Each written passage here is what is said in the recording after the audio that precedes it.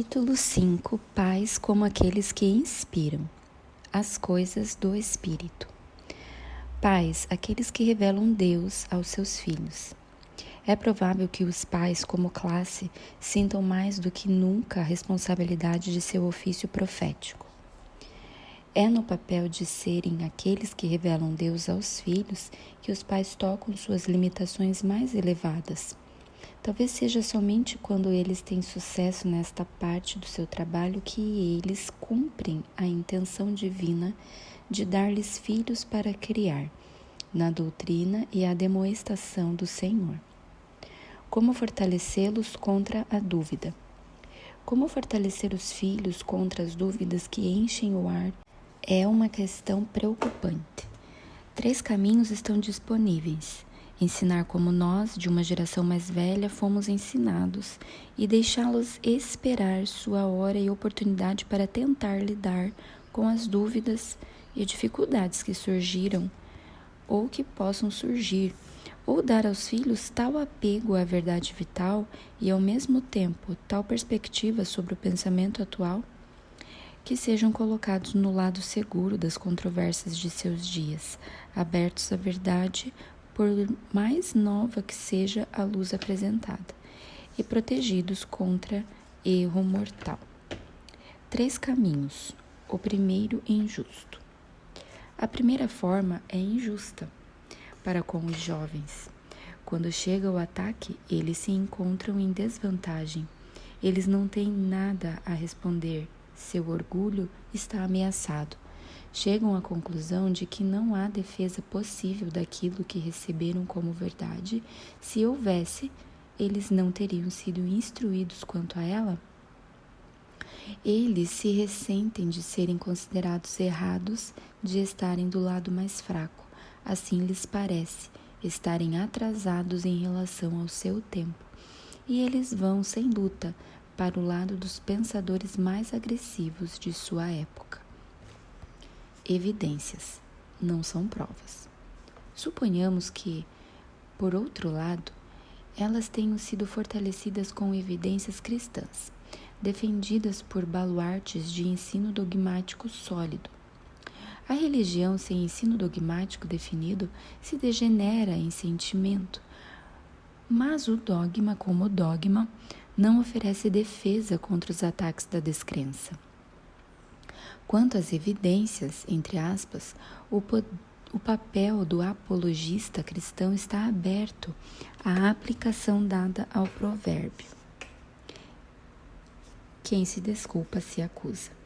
A verdade pela qual vivemos deve ser evidenciada por si mesma, não admitindo prova nem refutação. As crianças devem aprender a história da Bíblia com todos os esclarecimentos que a pesquisa moderna torna possível, mas elas não devem ser ensinadas a pensar nas inscrições nos monumentos assírios, por exemplo, como provas da veracidade dos registros bíblicos, mas sim como ilustrações desses registros, embora sejam e não possam ser nada além de provas subsidiárias. A perspectiva sobre o pensamento atual. Vejamos o terceiro caminho. Em primeiro lugar, com relação à perspectiva sobre o pensamento atual, a opinião contemporânea é o fetiche da mente jovem. Os jovens desejam muito saber o que pensar sobre todas as questões sérias da religião e da vida. Eles perguntam qual é a opinião deste e daquele pensador e líder de seus dias. Eles, de forma alguma, se limitam aos líderes da área do pensamento conforme seus pais escolheram seguir.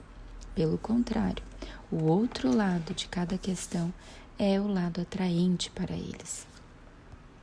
E eles não escolheram ficar para atrás dos primeiros na corrida do pensamento. Livre-arbítrio no pensamento. Agora, que seus jovens queiram entrar na água e testar por si mesmos, não deve ser uma surpresa para os pais. Todo o treinamento desde a infância deve ser em vista desse mergulho. Quando chegar a hora, não haverá nada a ser feito. Abertamente pode ser secretamente, se as regras de criação forem rígidas, Os jovens têm seus próprios pensamentos, ou seja, seguem o líder que elegeram, pois são verdadeiramente modestos e humildes de coração e ainda não se aventuram a pensar por si mesmos, apenas transferem sua lealdade. Nem essa transferência de lealdade deve ser ressentida pelos pais. Todos nós também reivindicamos esse tipo de sufrágio, quando nos sentimos incluídos em interesses maiores do que os da família. Preparação. Mas há muito a ser feito de antemão, embora quando chegar a hora não se possa fazer mais nada. A noção de que qualquer autoridade contemporânea é infalível pode ser consistentemente enfraquecida desde a infância, embora com algum sacrifício de comodidade e glória para os pais. Eu não sei deve tomar o lugar da resposta vaga que parece sábia, o tiro aleatório que os questionamentos obstinados das crianças muitas vezes provocam. E eu não sei deve ser seguido pelo esforço para saber, a pesquisa necessária para descobrir. Mesmo assim, a possibilidade de erro em um livro impresso deve ser enfrentada ocasionalmente. Os resultados desse tipo de treinamento, na forma de equilíbrio mental e repouso, são inestimáveis. Reserva no que diz respeito à ciência. Outra garantia está na atitude de reserva, digamos assim, a qual pode ser bom preservarmos com relação à ciência. É bom que o entusiasmo das crianças seja aceso, que elas vejam como é glorioso dedicar uma vida inteira à pesquisa paciente, como é bom descobrir um único segredo da natureza, uma chave para muitos enigmas. Os heróis da ciência devem ser seus heróis. Os grandes nomes, especialmente daqueles que estão entre nós, devem ser palavras familiares. Mas aqui, novamente, uma boa discriminação deve ser feita. 2 pontos devem ser mantidos bem claros: o silêncio absoluto do oráculo sobre todas as últimas questões de origem da vida, e o fato de que, ao longo do tempo, a verdade científica chega como a maré, com um avanço constante, mas com a subida e a descida de cada onda de verdade, tanto que no momento atual o ensino dos últimos 20 anos está desacreditado em pelo menos uma dúzia de departamentos de ciência. Na verdade, parece ser sábio esperar meio século antes de encaixar a descoberta de hoje no esquema geral das coisas. E isso não porque a descoberta mais recente não seja absolutamente verdadeira, mas porque ainda não somos capazes de ajustá-la de acordo com a ciência da proporção das coisas, de forma que será relativamente verdade. O conhecimento é progressivo. Mas tudo isso certamente está além das crianças? De jeito nenhum. Cada caminhada deve acelerar seu entusiasmo pelas coisas da natureza e sua reverência pelos sacerdotes daquele templo, mas a ocasião deve ser apropriada para marcar os avanços progressivos da ciência. E o fato de que o ensino de hoje pode ser o erro de amanhã, porque uma nova luz pode levar a novas conclusões, mesmo a partir de fatos já conhecidos. Até muito recentemente, os geólogos acreditavam reticências. Eles agora acreditam reticências. Mas eles podem encontrar razões para pensar de outra forma no futuro. Entre aspas. Perceber que o conhecimento é progressivo e que a próxima descoberta pode sempre alterar os rumos do que aconteceu antes, que estamos esperando, e podemos ter de esperar muito pela última palavra, que a ciência também é revelação, embora ainda não sejamos capazes de interpretar totalmente o que sabemos, e que a própria ciência contém a promessa de um grande ímpeto para a vida espiritual. Perceber essas coisas é ser capaz de se alegrar com toda a verdade e esperar pela certeza final. As crianças devem aprender algumas leis do pensamento. De outra forma, podemos nos esforçar para assegurar às crianças aquela estabilidade mental que vem do autoconhecimento. É bom que eles aprendam tão cedo que pareça que sempre souberam algumas das leis do pensamento que governam suas próprias mentes. Faça com que entendam que uma vez que uma ideia enche as suas mentes, ela seguirá, por assim dizer, seu próprio curso. Estabelecerá seu próprio lugar na própria substância do cérebro, trará a sua própria sequência de ideias após ela. Uma das fontes mais férteis da infidelidade juvenil é o fato de que meninos e meninas atenciosos ficam infinitamente surpresos quando percebem o curso de seus próprios pensamentos. Eles leem um livro ou ouvem uma conversa com uma tendência ao que é para eles um pensamento livre. E então, a alegria assombrosa de descobrir que seus próprios pensamentos começam com o pensamento que ouviram e continuam e seguem até conclusões novas e surpreendentes nas mesmas linhas. A agitação mental de tudo isso dá uma sensação deliciosa de poder e uma sensação de inevitabilidade e certeza também, pois eles não se pretendiam ou tentavam pensar isso ou aquilo. Acontece por si mesmo. Sua razão, eles acreditam, está agindo independentemente deles. E como eles não pensariam que o que acontece por si mesmo, com um ar de certeza, deve necessariamente ser certo? Examinar os pensamentos conforme eles surgem. Mas e se desde a infância eles tivessem sido avisados, entre aspas, cuide de seus pensamentos e o resto dará conta de si mesmo. Deixe um pensamento entrar e ele permanecerá. Voltará amanhã e no dia seguinte. Criará um lugar para si mesmo em seu cérebro e trará muitos outros pensamentos como ele. Sua tarefa é examinar os pensamentos conforme eles surgem, manter os pensamentos errados de fora e permitir que os certos entrem. Cuide para não cair em tentação. Esse tipo de ensino não é tão difícil de entender quanto as regras para o nominativo inglês e é infinitamente mais proveitoso na conduta da vida. É uma grande insegurança saber que a sua razão é capaz de provar qualquer teoria que você se permite sustentar. O apelo das crianças. Tocamos aqui apenas no lado negativo do trabalho dos pais como profetas, aqueles que inspiram. Talvez haja poucos pais aos quais a inocência do bebê nos braços da mãe não apele com força patética.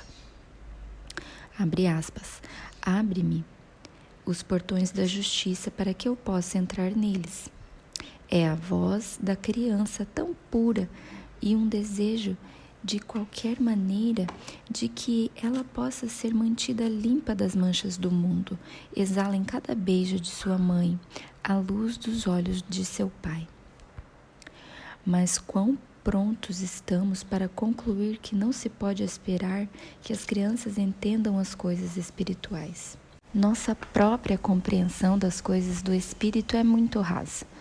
É como podemos esperar que a frágil inteligência da criança possa apreender os maiores mistérios de nosso ser? Mas aqui estamos totalmente errados. É com o passar dos anos que um temperamento materialista se instala sobre nós. Mas as crianças vivem à luz da terra da amanhã. O mundo espiritual não tem mistérios para elas.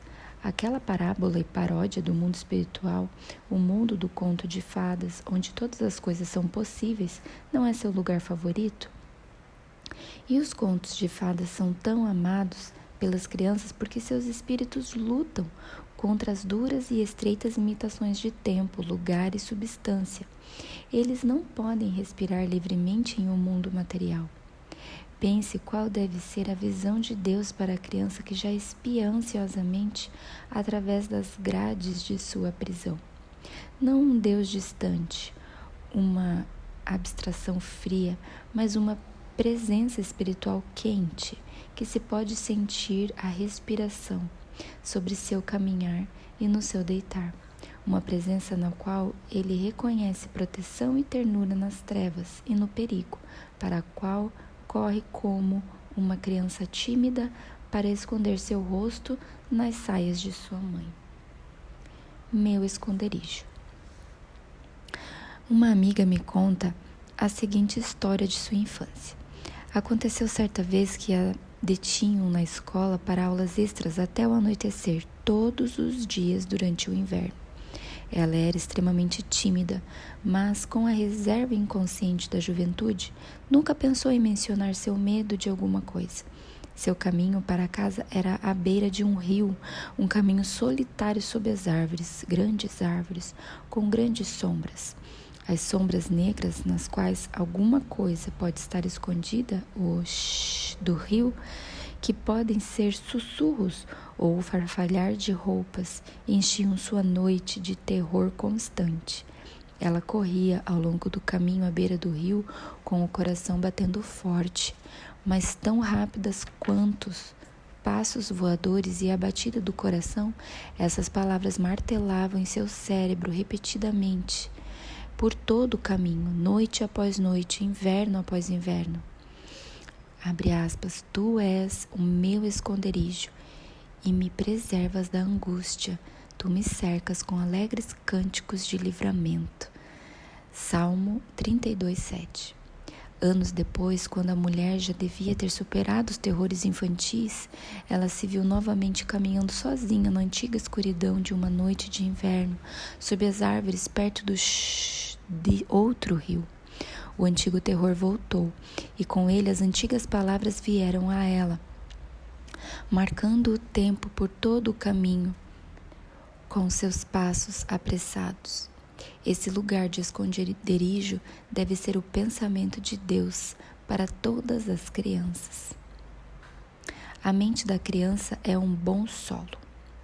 Sua afiada sensibilidade às influências espirituais não se deve à intolerância por parte das crianças. Somos nós, não elas, que erramos. Toda a tendência do pensamento biológico moderno deve confirmar o ensino da Bíblia. As ideias que surgem vêm do alto. A mente da criança é um campo aberto, certamente um bom solo, onde manhã após manhã o semeador sai para semear, e a semente é a palavra de Deus. Todo o nosso ensino às crianças deve ser dado com reverência, com o humilde sentimento de que neste assunto somos convidados a cooperar com o Espírito Santo, mas deve ser feito zelosamente e diligentemente, com a terrível noção de que nossa cooperação parece ser uma condição da ação divina, que o Salvador do mundo nos implora para deixar vir a mim as criancinhas, como se tivessem o poder de impedir, como sabemos que temos. As crianças sofrem de um profundo descontentamento. Esse pensamento do Salvador do mundo implica outra concepção que às vezes deixamos de ver quando lidamos com crianças. Os rostos jovens nem sempre são iluminados e adoráveis. Mesmo as crianças mais brilhantes, nas circunstâncias mais felizes, têm seus momentos escuros. Com razão, atribuímos a nuvem negra a alguma pequena desordem ou ao clima, mas essas são as causas secundárias que revelam um profundo descontentamento. As crianças têm um senso de pecado agudo em proporção à sua sensibilidade. Corremos o risco de confiar demais em um tratamento, abre aspas, água com açúcar, fecha aspas. Não levamos as crianças suficientemente a sério, face a face, com uma criança. Descobrimos que ela é uma pessoa muito real, mas em nossas teorias educacionais nós a consideramos como algo entre uma boneca e um anjo. Ela peca, ela é culpada da ganância, falsidade, maldade, crueldade e 1000 outras faltas que seriam odiosas em uma pessoa adulta. Dizemos que ela entenderá melhor daqui a um tempo. Ela nunca entenderá melhor. Ela tem plena consciência de sua própria odiosidade. Quantos de nós diríamos sobre nossa infância se falássemos honestamente? Eu fui uma coisinha odiosa. E isso não porque nos lembramos das nossas falhas, mas porque nos lembramos de nossa estimativa infantil de nós mesmos.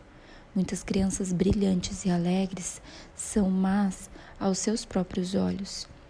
E a paz, mas não a paz de pais e amigos afetuosos é pouco consoladora. É bom que perguntemos pelos caminhos antigos qual é o bom caminho.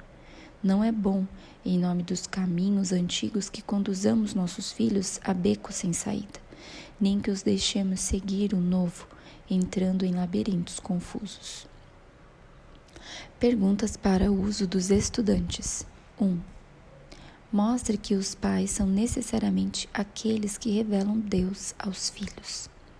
2. Mostre que eles devem fortalecer os filhos contra a dúvida. 3. De que 3 maneiras isso pode ser feito? 4. Por que a primeira é injusta? 5. Mostre que evidências não são provas. 6. Como sua visão sobre o pensamento atual afeta os jovens? 7. Mostre que as crianças têm o direito de livre-arbítrio em seus pensamentos. 8. O que pode ser feito na forma de preparação? 9. De que maneiras as crianças devem ser ensinadas a esperar pela ciência? E 10. O conhecimento é progressivo. Como isso deve afetar nossa atitude mental? 11. Mostre que as crianças devem aprender algumas leis do pensamento. 12. Devem observar os pensamentos conforme eles surgem. 13. Sobre o que se apoia o apelo das crianças? 14. Mostre que as crianças devem ter o pensamento de Deus como um esconderijo. 15. Prove e ilustre com sua própria existência que a mente da criança é um bom solo. E 16. É verdade que as crianças sofrem de um descontentamento profundo? Se sim, por quê? Ilustre.